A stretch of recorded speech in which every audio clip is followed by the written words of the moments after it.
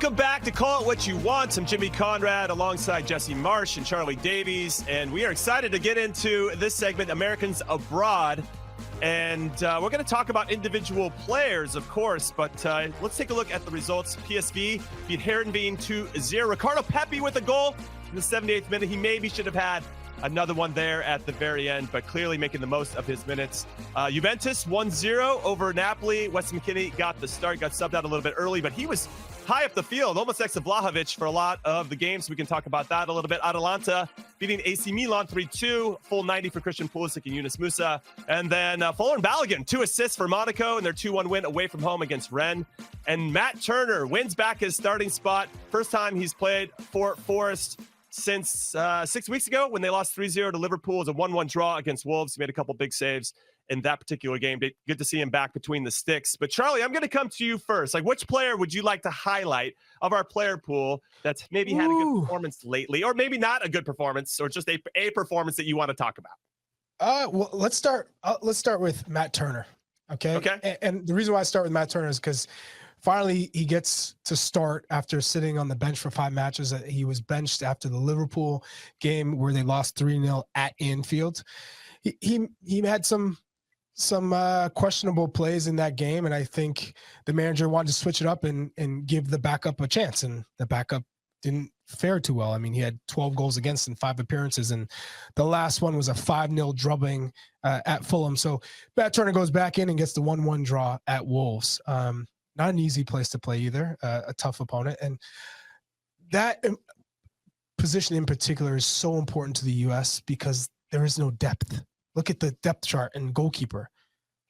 It's Gaga Sonina, who's playing in Belgium, and he's, been shipping goals in that league. Still, it's his first season. You're trying to find the polite playing. Word. Yeah. He's shipping goals. That's what we settled on. Yeah, exactly. Turner's backup too at Nottingham, right? And then Horvath, right? So it's kind of, you're like, what the hell we do here if Turner's not playing? So it's good to see him back in the goal. And we know when Turner is confident, we saw him in the World Cup. He's a top class keeper. He maybe not the best with his feet, but that's okay. Just be a shot stopper. What Americans have been good at for years, for decades, from Brad Friel, Casey Keller, Tony Meola, Tim Howard, now Matt Turner. So you just want it. Brad Guzan, another one. Just be good at stopping the ball from going into the goal. And Charlie, do you know that Bruce Arena made the decision in 2002 for Brad Friedel because he was better with his feet? Really? Yes, that's the reason. And it was so close between the two. Obviously, they were both playing at such a high level, but that was Bruce made that decision based on Friedel's ability to play out of the back. Well, I can tell you, right? It probably should have just been like penalty kick saves because that's Brad Friedel's also elite there. So Casey Keller's 6 World Cup starts, 0 wins, 5 losses, 1 tie. Listen, I love Casey Keller, tremendous goalkeeper. But that's a crazy stat for someone of his quality that we could never get a result with him between the sticks. Yeah. It is interesting when you have players that are that close, right? And you're just trying to now make a decision that you think is right for that group, for that team, for that time. And even now with Forrest going back and forth, right? It's never easy.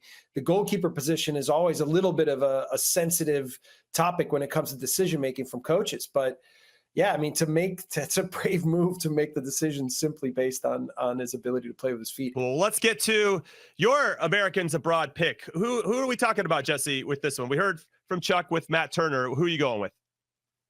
Yeah, I'm going to go with Florian Balogun. And, I've enjoyed watching him now that he's become an American, and he's just down the road here at Monaco. So it's about 4 hours for me. So I've been over there at the stadium to see him play a couple times.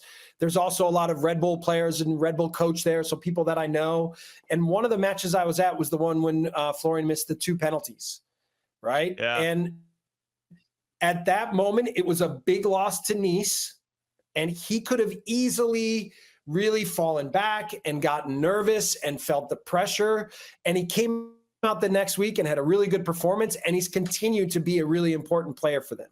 So he picks up 2 assists this week. One was a really clever, cheeky little pass on the first goal where he could have easily taken a shot, but out the corner of his eye, he saw a player to his right, and he slipped a really well-weighted pass where the player was able to come on and strike it first time. And then the second one was one of these sort of passes at midfield in the buildup that wound up, I think it was Fofana took a long run and scored a goal. So that was more of a gift of an assist. But the first one was a really good play. And, the people that I've talked to at Monaco, they speak really highly of him. They say he's got a really good mentality. He's a really good worker. He wants to learn. And the only thing I'm when I'm watching games, I almost feel like he makes some good runs and that his teammates haven't really figured out how to use him enough yet. Because when they find him, he's making good runs and good movement in behind. And I think if he can become more of a focal point of how they can use him, not just in transition, but in buildup, I think he can continue to have some big chances and then be on the score sheet more with goals and assists. And I think it'll only be a matter of time. So, yeah, I really like him. I think he has a lot of quality. I think he's got some speed. He's good around the goal. He's not the biggest striker, but he's still strong and he can hold balls the right way. And I just think he needs to continue to try to insert himself and find ways of sprinting in the box, sprinting in transition, being in dangerous spots, really being relentless around the goal. But it'll come. I'm confident that it'll come for him.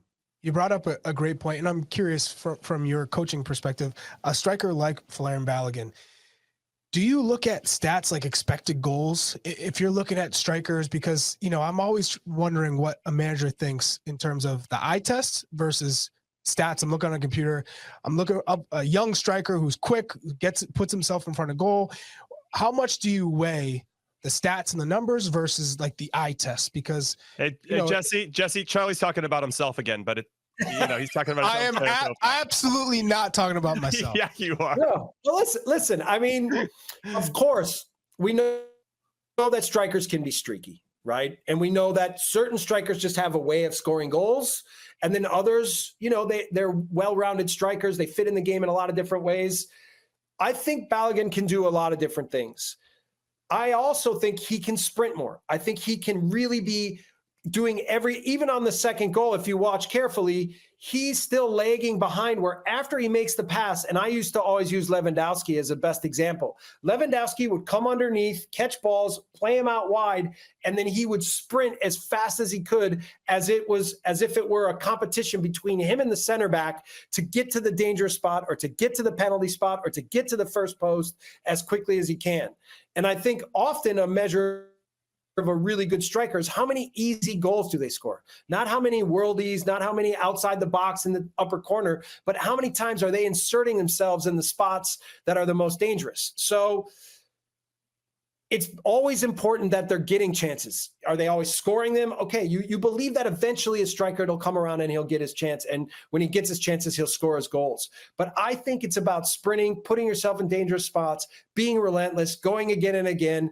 And that's the way to insert yourself into the game. Yeah, no, I love Balogun, and I think your description of him, Jesse, with Monaco is very similar to the U.S. How can we get him more involved? How can he be more of a focal point? And when we do make him more of a focal point, he ends up having a tremendous impact. So long may that continue, and long maybe continue to give him the ball in dangerous areas. All right, I'm going to go. Hey, wait, let me just pick up on the Charlie part, Jimmy. Okay. Charlie was that kind of striker, right?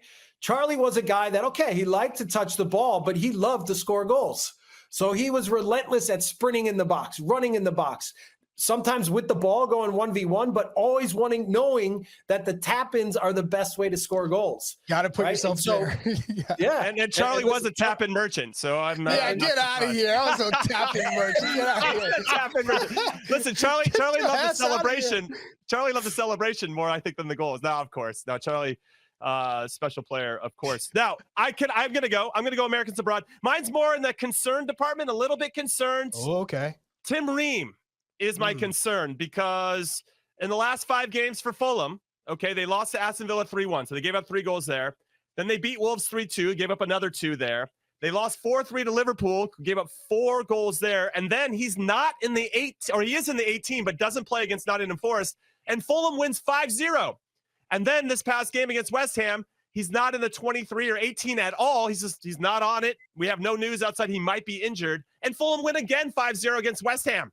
So I'm now a little worried for Mr. Tim Ream and his status within Fulham, because if you're Marco Silva, the coach of Fulham, why would you change anything in that starting 11 after back-to-back 5-0 wins? You're not. Anthony Robinson has been fantastic, by the way, over these 5-game stretch, even if they didn't win all of them going forward. He's just really picking his spots well, when to join the attack and when to stay back.